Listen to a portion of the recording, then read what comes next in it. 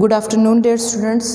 Today we will discuss about receptors from chapter number 17, coordination and control, second year biology, that is coordination and control. So वहाँ पे हम discuss करेंगे coordination in animals. Coordination का मतलब होता है कि पूरी बॉडी का आपस में मिलजुल कर काम करना. सो हम एनिमल्स के अंदर देखते हैं कोऑर्डिनेशन किस तरह होता है. If we talk about animals, तो बच्चों आपको ये पता होना चाहिए कि एनिमल्स के अंदर जो होता है वो कोऑर्डिनेशन होता है नर्वस कोऑर्डिनेशन, एंड दूसरा एनिमल्स के अंदर कोऑर्डिनेशन होती है that is chemical coordination. Nervous coordination में जाहिर है आपके दिमाग, आपके रिसेप्टर, इफेक्टर्स, न्यूरॉन्स वगैरह इन्वॉल्व होते हैं, जबकि केमिकल कोऑर्डिनेशन में हार्मोन्स इन्वॉल्व होते हैं जो आपकी बॉडी के अंदर ग्लैंड जो है वो सीक्रेट करते होते हैं. नर्वस कोऑर्डिनेशन को हम डिटेल से पहले देखना स्टार्ट करते हैं. नर्वस कोऑर्डिनेशन में यकीनन आपके रिसेप्टर कोई भी ऐसा स्ट्रक्चर होता है विच detect changes in the environment. Detect changes, internal और एक्सटर्नल जो चेंजेस होते हैं उसको डिटेक्ट करना काम होता है आपके रिसेप्टर्स का. यानी कोई भी जो चेंजेस होंगे वो किसी भी तरह के उसको रिसेप्टर ने सबसे पहले रिसीव करना होता है. इफेक्टर्स जो होते हैं दे शो रिस्पॉन्स.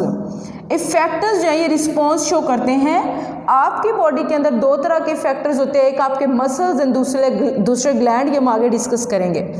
न्यूरॉन्स जो होते हैं ये बच्चों आपके नर्वस सिस्टम के स्ट्रक्चरल एंड फंक्शनल यूनिट होते हैं. यानी कि जिस तरह सेल आपकी लाइफ का स्ट्रक्चरल एंड फंक्शनल यूनिट है, ये आपके नर्वस सिस्टम का स्ट्रक्चरल एंड फंक्शनल यूनिट होता है. न्यूरॉन्स जो होते हैं they can generate and transmit nerve impulse. अब बच्चों नर्व इम्पल्स क्या होता है ये भी हम आगे डिस्कस करेंगे. नर्व इम्पल्स समझें कि रिसेप्टर जो चेंजेस रिसीव करते हैं उसके नतीजे, मतलब वो जिस फॉर्म में मैसेज जाता है वो मैसेज को हम नर्व इम्पल्स का नाम देते होते हैं. रिसेप्टर्स को हम डिटेल से पढ़ना स्टार्ट करते हैं. रिसेप्टर्स होते क्या हैं?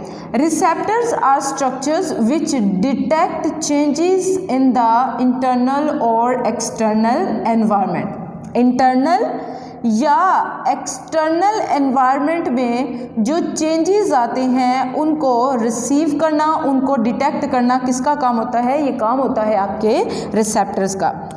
रिसेप्टर जो होते हैं वो हो सकते हैं एक सेल हो सकता है, कोई न्यूरॉन एंडिंग हो सकती है, या कोई रिसेप्टर ऑर्गन हो सकता है.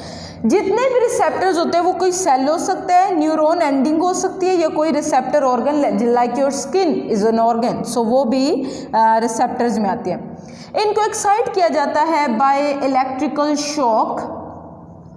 किसी भी इलेक्ट्रिकल शॉक से, chemical change, chemical mechanical changes etcetera. So इनसे हम इनको एक्साइट कर सकते होते हैं.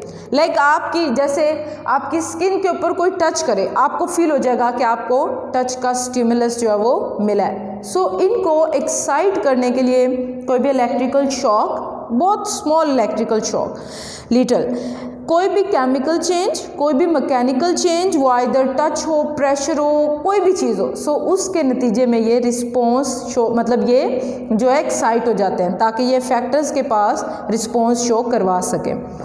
आपके पास बच्चों क्लासिफिकेशन आती है, वेरी इंपॉर्टेंट शॉर्ट क्वेश्चन, ये शॉर्ट क्वेश्चन के तौर पे आता है और इसमें से एमसीक्यूज भी आते होते हैं. कीमो रिसेप्टर, कीमो के नाम से शो रहा है for chemicals.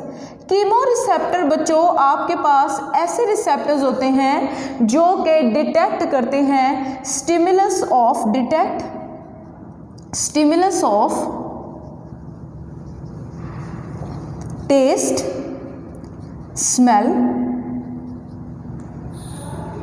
Glucose in your blood, amino acid in your blood etcetera. बच्चों आपके ब्लड के अंदर जितने भी केमिकल्स होते हैं उन सब को डिटेक्ट करना आपके कीमो रिसेप्टर्स का काम होता है. इन्होंने टेस्ट, स्मेल, इन सब को डिटेक्ट करना होता है आपके कीमो रिसेप्टर्स ने.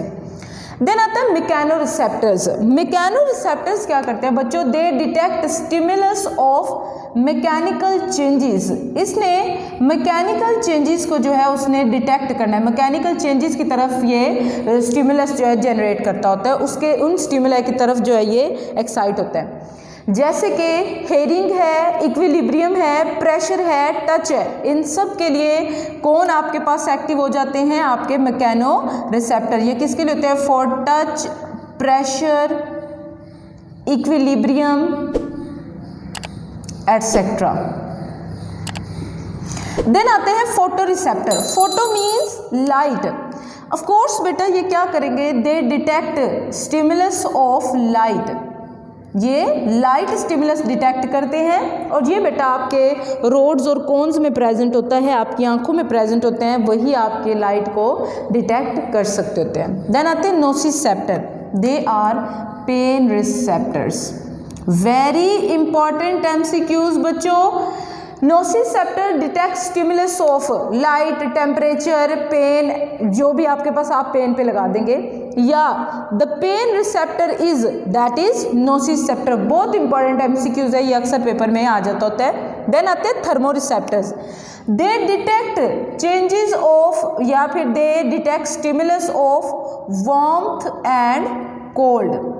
बच्चों सर्द गर्म लगना, आपको ज़ाहिर है ठंडे गर्म का एहसास तो होता है ना, सो उस एहसास के लिए, उस एहसास आपको पता कैसे चलता है कि ठंडा है गर्म है, तो उसके लिए आपके अंदर क्या प्रेजेंट होते हैं, थर्मो रिसेप्टर्स। थर्मो मीन्स वैसे भी हीट, सो उसके लिए आपके अंदर ये प्रेजेंट है। छोटा सा एक टॉपिक आता है बच्चों, modalities of sensation. Modalities of sensations क्या होते हैं, these are principal type of sensations that we can experience. Principal type of sensations